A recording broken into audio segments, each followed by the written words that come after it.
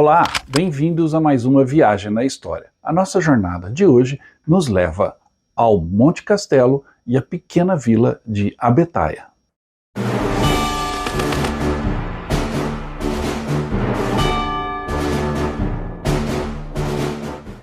A luta do Brasil na Itália é marcada por momentos épicos, histórias que devem ficar imortalizadas na trajetória do nosso país. Não foi pouco o que o Brasil conquistou ao lutar nas montanhas da linha gótica, localizadas exatamente no Monte Apenino, no norte da Itália. A determinação dos nossos soldados em superar as dificuldades de lutar contra um inimigo feroz, um clima inóspito e uma terra desconhecida foram épicas. Os lugares onde o Brasil lutou na Itália ficaram marcados pela nossa passagem. E lembre-se, a gente tem um roteiro do Viagem na História, onde fazemos parte dessa rota dos brasileiros. Nesse roteiro, começamos, porém, antes da chegada do Brasil, já nos combates em que os aliados se envolveram na Itália. Anzio, Monte Cassino, Caserta, o resgate de Mussolini no Gran Sasso, são alguns dos locais que nós visitamos. E depois a gente marcha para o norte da Itália e visitamos então os locais onde os brasileiros lutaram. Esse roteiro nós fazemos todos os anos, sempre no mês de abril, e terminamos em Montese, nas celebrações do Dia da Libertação da Itália. Se você quiser ir conosco no próximo grupo, entre em contato o mais rápido possível e garanta sua vaga. O grupo é pequeno, então são poucas vagas disponíveis. Será um prazer ter a sua companhia seguindo os passos da Segunda Guerra Mundial na Itália. Abetaia é um nome familiar na história da Força Expedicionária Brasileira, que lutou na Itália. A vila era um grupamento de algumas pequenas casas que estavam semi-destruídas e abandonadas pelos italianos e que se localizavam ao redor do Monte Castelo. A vila de Abetaia, pela sua localização estratégica, era defendida pelos alemães como seu ponto primeiro, ou seja, como o ponto de passagem para quem quisesse tomar o Monte Castelo. Quem quisesse transpor os Apeninos naquele pedaço da Itália deveria obrigatoriamente que passar por Abetaia. Por isso e por outras razões, os alemães não abriam mão de Abetaia, ou melhor, de toda a vizinhança de Abetaia, que estava no final de 1944, toda protegida por casamatas e pontos fortes construídos pelos alemães. E foi neste local que a Força Expedicionária Brasileira sofreu pesadas perdas e por várias vezes tentou ultrapassar esse obstáculo e tomar o Monte Castelo. Um dos lugares mais marcantes nessa jornada que os brasileiros fizeram foi exatamente a conquista do Monte Castelo. No Monte Castelo, os brasileiros tiveram que superar todas essas dificuldades e conquistar uma posição extremamente bem defendida pelo melhor soldado defensivo que existia na Segunda Guerra Mundial, os alemães. Bem ao lado de Monte Castelo fica a pequena vila de Abetaia, e ali aconteceu também um episódio marcante. Mas vamos primeiro visitar o Monte Castelo. O fato é que nenhum pracinha, nenhum soldado brasileiro, seja de que unidade fosse, pôde esquecer naqueles duros tempos o nome de Abetaia. Ali, na subida do morro, muito sangue brasileiro foi derramado.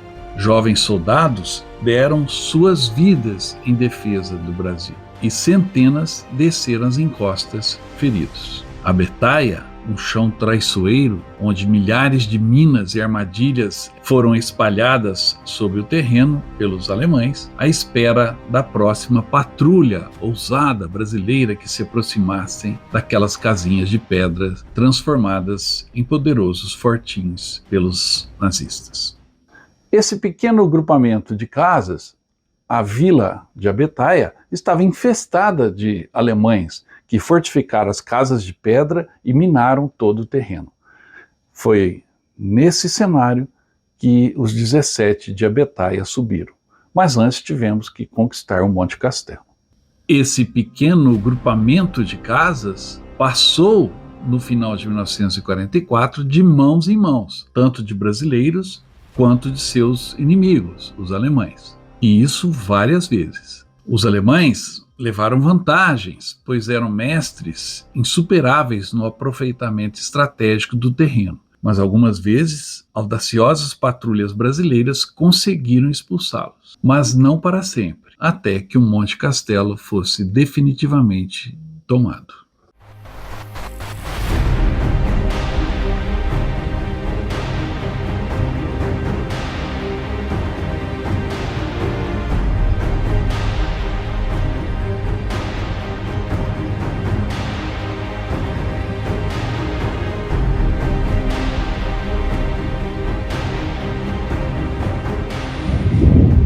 Ali atrás é um Monte Castelo.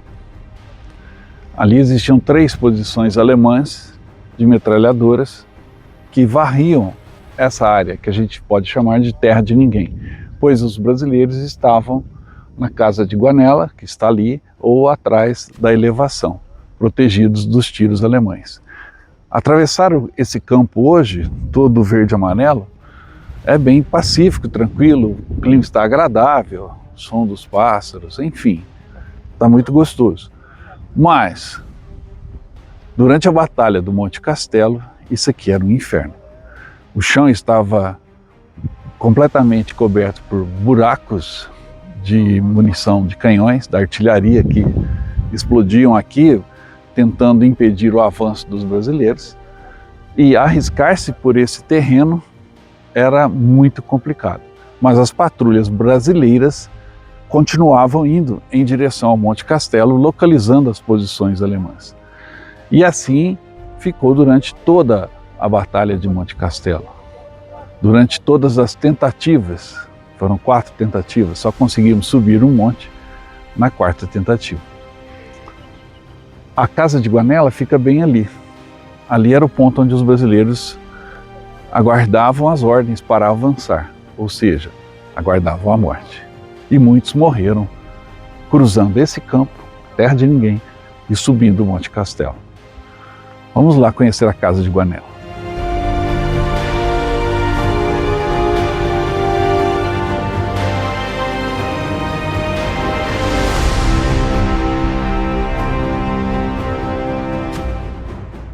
A Casa de Guanella, ela continua do jeito que estava aqui na Segunda Guerra Mundial. Toda de pedra, algumas marcas até de tiro nela. Está bem cuidada, tem moradores. Os cães estão até assustados com a nossa presença, mas aqui brasileiros ficaram se preparando para tomar o Monte Castelo. Se abrigaram do frio, ali se alimentaram e saíam ocasionalmente em patrulhas em direção à posição alemã. Este é mais um lugar marcante na presença brasileira aqui na Itália, Casa de Guanella.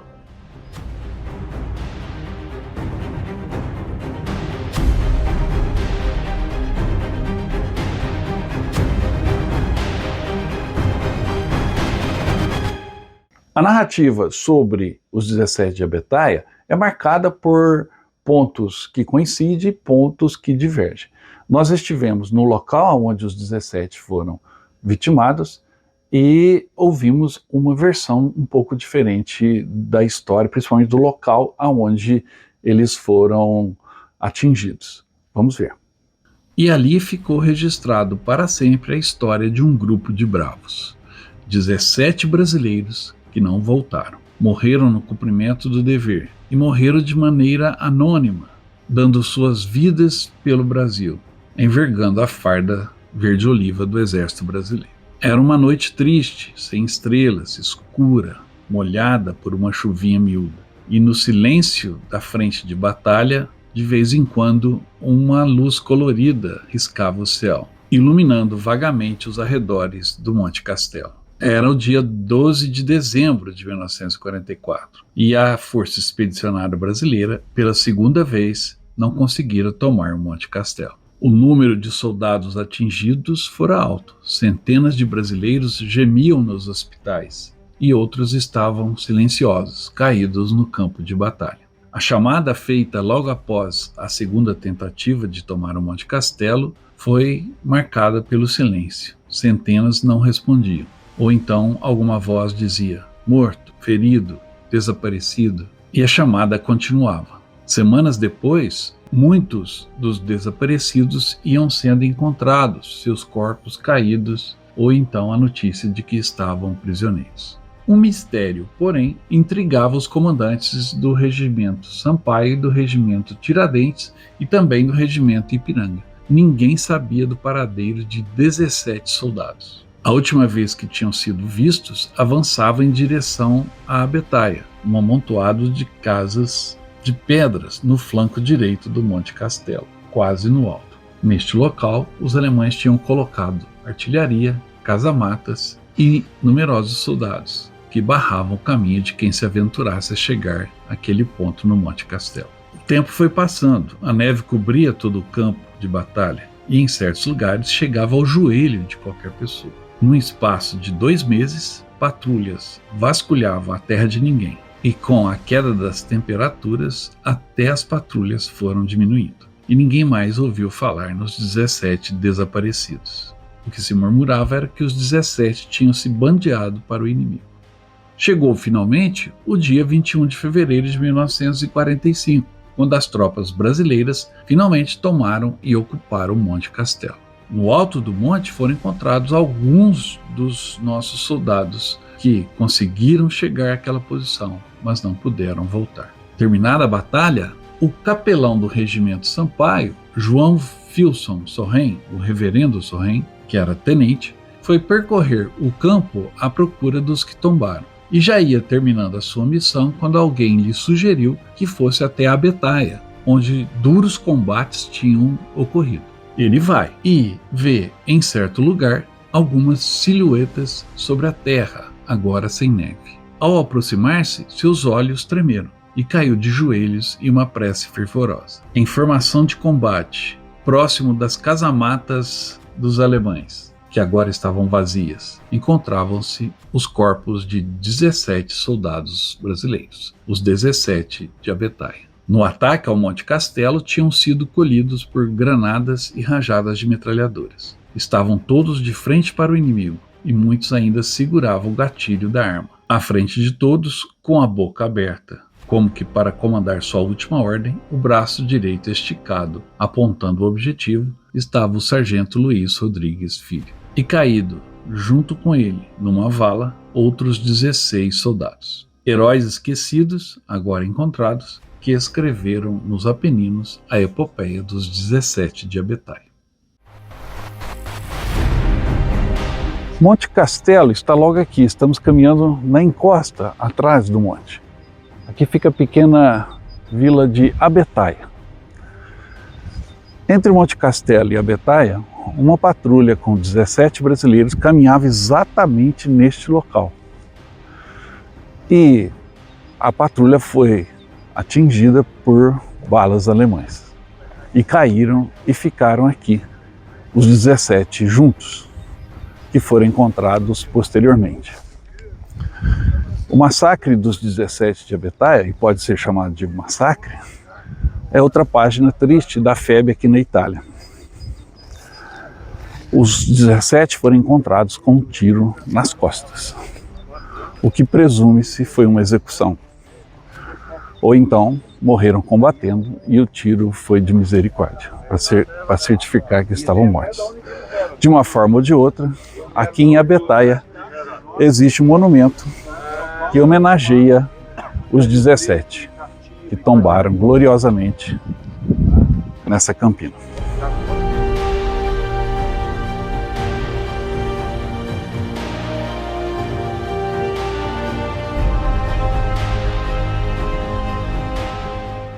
Mas ao visitar o monumento aonde marca o episódio dos 17 de Abetaia, encontramos um morador de Abetaia, o Silvano. O Silvano vive em Abetaia desde que era criança, e seus pais já viviam ali antes dele. Apesar da aparência simples, eu até o confundi com um camponês, um agricultor daquela região, Silvano é professor aposentado da Universidade de Bolonha. Enfim, é uma pessoa muito esclarecida. E nos passou algumas informações importantes, especialmente sobre o local aonde os 17 soldados brasileiros foram encontrados após o fim do inverno.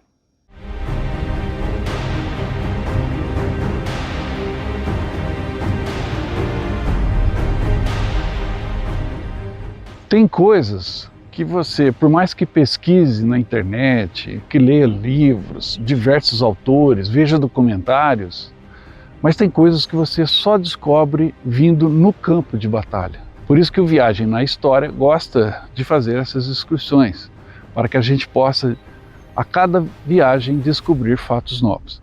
Hoje, para nossa surpresa, conversando com o Silvano, morador aqui da região e cuja família está aqui há centenas de anos, ele nos contou uma outra visão dos 17 de Abetaia. Aqui foi o local onde os corpos foram encontrados. Estamos um pouco acima daquela campina onde está o monumento. Os corpos ficaram insepultos por 2 meses, preservados pelo frio e pela neve. E ao encontrá-los assim, a comoção entre os presentes foi muito grande. Quase todos estavam sem munição, o que faz acreditar que lutaram até o último tiro. Os 17 estavam em patrulha e foram atingidos por trás por uma rajada de metralhadora alemã. Infelizmente, morreram todos. E os corpos foram atirados pelos alemães nesta vala. Foram todos encontrados dentro deste buraco, desta vala que mais parece uma grota natural onde no inverno jorra a água da montanha, com o degelo da primavera. Os 17 então foram encontrados nesse local. A partir desse momento ficaram conhecidos e eternizados na história militar brasileira como os 17 de Abetaia, que era exatamente a posição defendida aos pés do Monte Castelo. Todos eles tinham uma média de idade de apenas 23 anos. Essa descoberta colocou uma névoa na história do que aconteceu ali. A princípio, se supôs que todos fossem de uma única unidade, mas depois, ao serem identificados, comprovaram que alguns pertenciam a outras unidades brasileiras que também participaram do ataque ao Monte Castelo.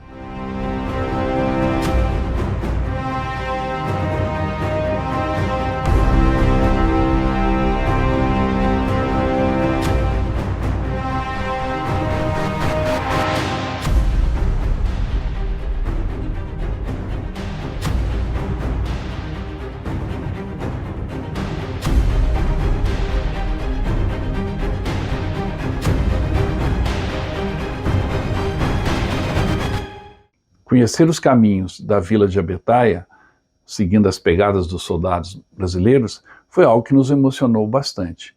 E para nós poder honrar a memória desses soldados, e especialmente dos 17 de Abetaia, é um motivo de satisfação e de compromisso com a nossa história, que é o que a gente faz bastante aqui no canal.